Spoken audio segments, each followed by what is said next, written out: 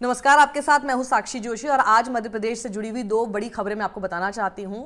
एक तो खबर आप जरा ये देखिए, एक छोटा सा क्लिप है, लेकिन देखिएगा कि कैसे जब भारतीय जनता पार्टी के सांसद लेट पहुंचे कार्यक्रम में तो एक गर्ल प्लेयर ने किस तरह से क्लास लगा दी उनकी।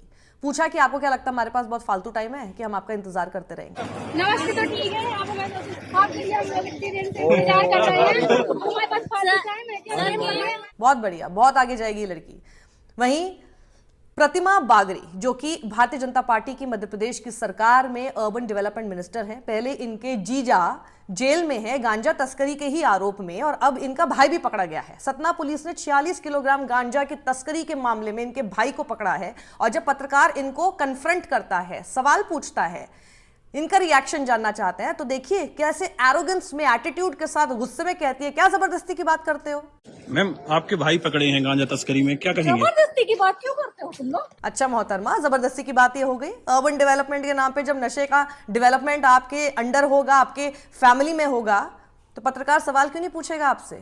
But look at the arrogance, look at her body language. उसके बाद इनको लगता है मंत्री पद पर बैठ जाते हैं ये लोग, क्योंकि इन लोगों को एक्सेस मिला हुआ है बहुत ऊपर तक, इनको मंत्री पद पर बिठा देते हैं। फिर इनको लगता है कि जनता के सवालों, पत्रकार के सवालों की अकाउंटेबिलिटी भी नहीं है इनके ऊपर। इन्हीं के परिवार के लोग जब उसमें पाए जाएंगे तो भी इनको लगता नहीं कि अकाउंटेबिलिटी है। कांग्रेस के हैंडल से एक तस्वीर इनकी पुरानी ट्वीट की गई है। मैंने एक्सेस की बात क्यों की, इसीलिए मैं आपको बता रही हूँ। अमित शाह के साथ एक इनकी तस्वीर है। ये प्रतिमा बागरी हैं, बीजेपी की सीनियर लीडर और मध्य प्रदेश सरकार में मंत्री। बीजेपी नेता प्रतिमा बागरी के भाई गांजा की तस्करी करते हैं, युवाओं को नशा सप्लाई करते हैं। प्रतिमा का संकल्प है कि नरेंद्र मोदी जी के मार्गदर्शन में देश सेवा करनी है। वो सपरिवार इसी सेवा के काम में लगी हुई हैं। तो ये तो चेहरा है नशे की तस्करी करने वाला शख्स, जिसका भाई है वो भारतीय जनता पार्टी की मध्य प्रदेश की सरकार में मंत्री हैं और जवाब तक देना जरूरी नहीं समझती। हालांकि उनकी तरफ से कहा जा रहा है कि मेरा भाई नहीं है। आरोप में गिरफ्तार हुए। देखिए, सरकार अपना काम कर रही है और कानून अपना काम कर रही है। जो गलत करेगा उसको सज़ा मिलेगी, हमारे सरकार की खासियत है। और जिस तरह मीडिया अपने आप से रिश्तेदार बना लेता है, मेरा अनुरोध है कि पहले आप उसकी पुष्टि कर लें, उसके तथ्यों की जानकारी के बाद ही आप लोग को जैसा कि भाई का जा रहा है, आपके मुताबिक कौन है? बता दिया कि हमारी सरकार कानून अपना काम कर रही है। आप कह रहे हैं कि रिश्तेदार नहीं, तो कौन है? आप अपने आप से निर्णय लेते हैं, आप अपने आप से निर्णय लेते हैं। रक्षाबंधन फिर आपने फोटो क्यों ट्वीट करी? पूरी विधानसभा मेरा परिवार है, पूरे विधानसभा के लोग आते हैं। तो रक्षाबंधन सब दीदी बोलती है, रक्षाबंधन बहुत सारे लोगों को राखी, आपके अकाउंट से क्यों ट्वीट हुआ? मैं सबको राखी बांधती हूँ, जिनको सबके लिए तो मैम, अगर सारे गिरफ्तार होते तो लेकिन सारी रिपोर्ट्स देख लीजिए, इनका भाई बताया जा रहा है ये शख्स। मंत्री का सगा भाई सेम आरोपों में गिरफ्तार किया जाता है, यानी गांजा तस्करी के आरोपों में। और गिरफ्तारी हुई है अनिल बागरी की, जो कि भाई हैं, मध्य प्रदेश में मंत्री हैं। प्रतिमा बागरी उनके, लेकिन प्रतिमा बागरी से जब ये सवाल किया गया तो वो पहले तो काफ़ी असहज नजर आई और उन्होंने किसी भी तरह का रिश्ता होने से ही इनकार कर दिया एक तरह से, और कहा कि मीडिया मनगढ़ंत तरीके से रिश्ते जोड़ता है। तो ये एक आपत्तिजनक बात उन्होंने इसलिए कही क्योंकि बताया जा रहा है कि जो अनिल बागरी हैं वो प्रतिमा बागरी के सगे भाई हैं।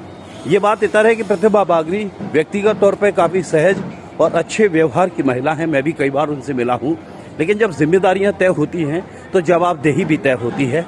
ऐसे में प्रतिभा बागरी अब मीडिया के सवालों से काफ़ी असहज है और इस पूरी घटना का ठीकरा, जो घटना के बाद जो खबर बनी, उस पूरी खबर को अपने तरीके से गढ़ा गया, इस तरह का ठीकरा मंत्री जो हैं वो मीडिया के सिर छोड़ रही हैं, जो कि अपने आप में सही नहीं है। ऐसे में मंत्री को या तो खुद सामने आकर सारी बातें क्लियर करनी चाहिए, लेकिन ये काफ़ी आश्चर्यजनक है और दुर्भाग्यपूर्ण भी कि एक मंत्री का सगा भाई बहनों के बाद सेम आरोपों में गिरफ्तार होता है।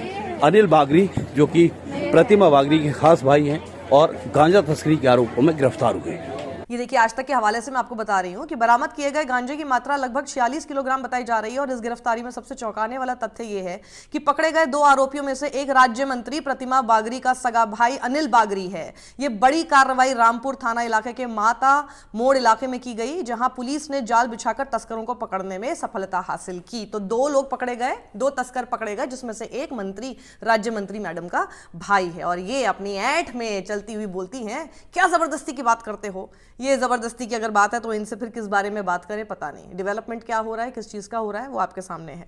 वहीं उत्तर प्रदेश में जिस तरह से कफ सिरप माफिया फलता फूलता नजर आ रहा है और छोटी मछलियों को गिरफ्तार करके मामला रफा दफा करने की कोशिश हो रही है, उसको लेकर पत्रकार रोहिणी सिंह ने एक ट्वीट किया।